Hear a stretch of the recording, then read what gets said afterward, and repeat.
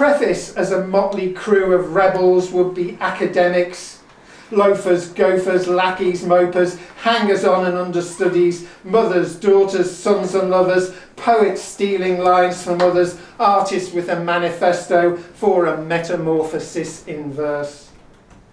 Preface as a marriage made in paperwork. Aesthetics, physics, eparté la poésie, insouciance, iconoclasm, suffocating background culture. Preface as companion in constant fights against tacit acceptance. Preface flitting from one thought to another without following through. Preface as Einstein elevator analogy, if you aim straight and don't move, you'll always miss. Preface as Ovidian metamorphosis. Preface says yes to the Sex Pistols, Rick Wakeman was a better musician, but Johnny Rotten was an icon. Preface Mephistopheles descending in the underworld department store in search of footwear. Preface, it might be flawed, but counter-arguments are boring. Preface waiting for a preface. Preface for a comedy. The poet thinks, the critic thinks, the poet stinks. The end is not a pretty sight. They both begin to bloody write. Preface as a Mephistophelian metamorphosis from Dr. Faustus back to fertile fields of Troy. Preface for a tragedy, the poets write, their verses trite, they realise the end. Preface no more anecdotes that think they have a joke in them, but underneath a self-promotion. Preface for a panoply of characters fulfilled by verse, and none the worse for that, although the poetry's another matter. Preface as a tendency to minor criminality, with poetry a hapless victim, so they say. Preface as a double bass, a counterpoint to violins. Preface as a pressing matter.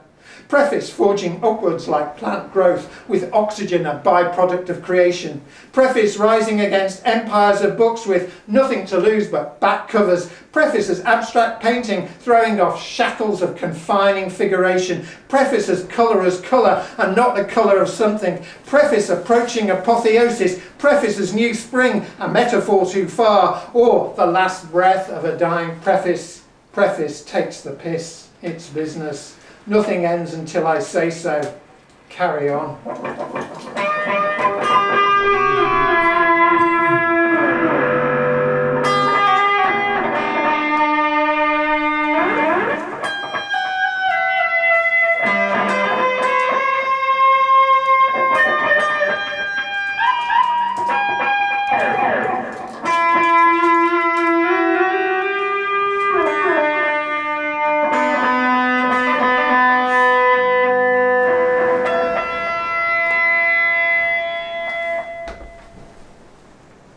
The elevator takes us down to windowless interiors where artificial lighting flickers. Foolish shoppers hover round, enthralled to meaningful delights. A tortured soul, a broken heart, a severed head, accusing finger. Jaggers' drawling vocal diction, Diddley's dancing clave beat, and Ovid's words with mighty Cupid, poems made to syncopate, from birds and petrol tanks to cakes and orbits. What was foreground, what was background, blur beyond all recognition. No one watching save for Netflix, millions flicking through the options, verse that runs through all the organs, not just beating, bleeding, grieving in the heart. Behold the crew of Dionysus in disguise as barroom sots, the liberties these bastards take, a world in strict tetrameter. Dictatorships have never been such fun, in case you're reading Putin. Self-determination is a mirror for our exegesis. Who grows restless? Let them write.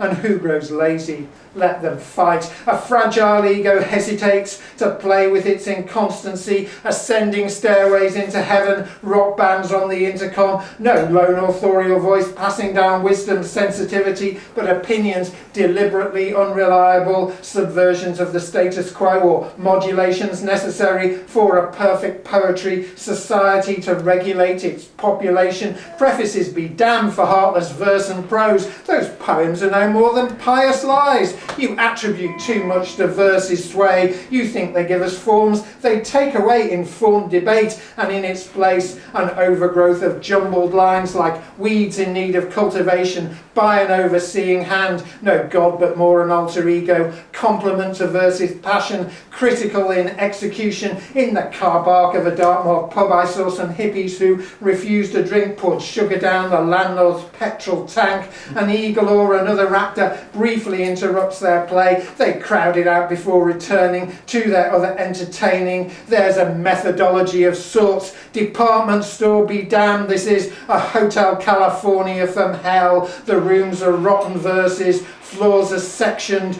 doors ajar, the pages turn like dirty linen, full of restless men and women waiting for a decent poem.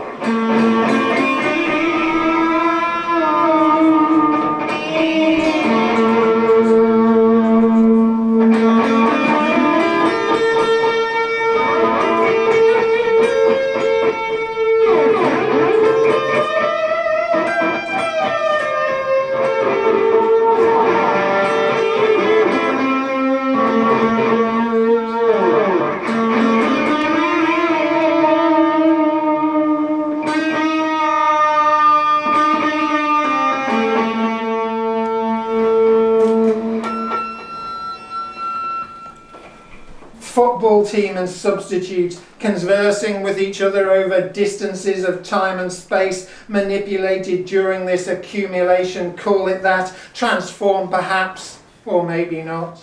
Pronounced clave in most online discussions of the Bo Diddley beat and its histories, especially by American commentators.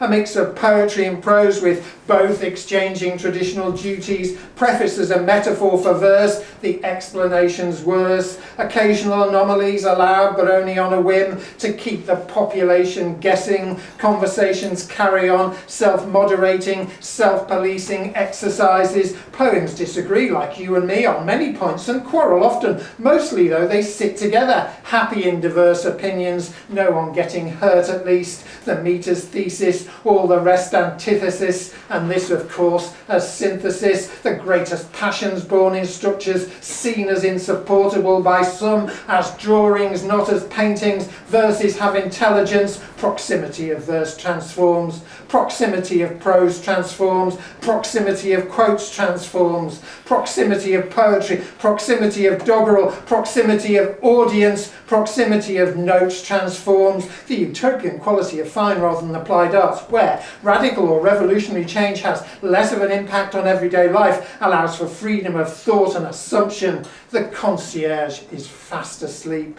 How could you, Cupid, rate my verse? I am the muse's voice, not yours. I'm dull, I'm sorry, I'm more dull than you. Excuse me, I'm the dullest. Sorry, darling, we're all dull. I disagree, I'm feeling better. It's the weather. Really, look, this extra line has done the trick. Indeed, the work I've gone through just to get this far. Why did you bother? Meanwhile, sunshine over there is perfect. Is there any justice? Rhythm sitting side by side with naturalism. Ovid diddly. Isms merely constructs in disguise. The perfect fit for what's been wanting. Entries are all spoken for, a list of famous movie quotes in metre. Mrs. Robinson, you're trying to seduce me, aren't you? Is it safe?